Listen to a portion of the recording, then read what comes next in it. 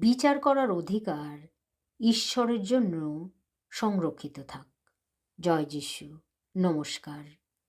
যিশুও জগৎকে নিন্দা করতে আসেননি, বরং ক্ষমা করতে এসেছিলেন। আর তিনি আমাদের যে কোনো কারো চেয়ে তা ভালোভাবে করেছেন। যারা তার মুখে থুতু ফেলেছে এবং তার দয়া দেখে হেসেছে, তিনি তাদেরও ক্ষমা করেন। যারা ক্ষমার জন্য প্রার্থনা করেনি, তিনি তাদেরও ক্ষমা করেছিলেন। আর তিনি আমাদেরকে তার মতো করে কাজ করার নির্দেশ দেন। পরের বার যখন তুমি কাউকে বিচার করার জন্য প্রলুব্ধ হও, তখন তার জন্য প্রার্থনা করো। তোমার চারপাশের লোকেদের নিয়ে চিন্তা করার পরিবর্তে যিশুর দেখানো ভালোবাসা এবং ক্ষমার দৃষ্টিতে তাদের দেখার উপায় খোঁজো। পরের বিচার করতে যেও না, তাহলে তোমাদেরও বিচার হবে না। কাউকে দোষী সাব্যস্ত করো না, তাহলে তোমাদেরও দোষী করা হবে না। ক্ষমা করো, তাহলে তোমরাও ক্ষমা লাভ করবে। ধন্য তোমরা যখন লোকে আমার জন্য তোমাদের অপমান করে, নির্যাতন করে ও মিথ্যা অভিযোগ তোমাদের বিরুদ্ধে সর্বপ্রকার মন্দ কথা বলে।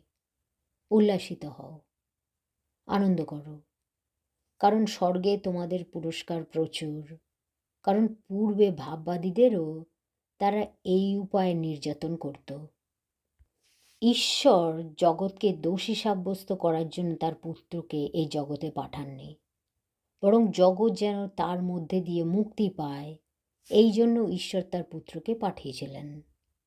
পিতা পরমেশ্বর, আমরা আপনাকে আরও জানতে চাই, আপনার কাছ থেকে আরও শিখতে চাই।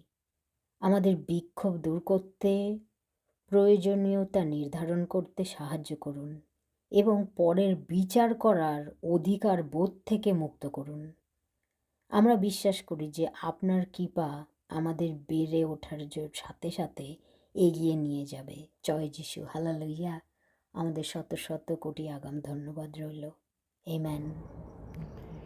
পিতা পরমেশ্বর, যারা আমাদের আঘাত করে বা অসন্তুষ্ট করে, তাদের ক্ষমা করার অগাধ শক্তি দিন প্রভু আমাদের।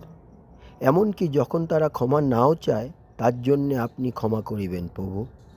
আমাদের শত কোটি আগাম ধন্যবাদ। জয় যিশু। আমেন।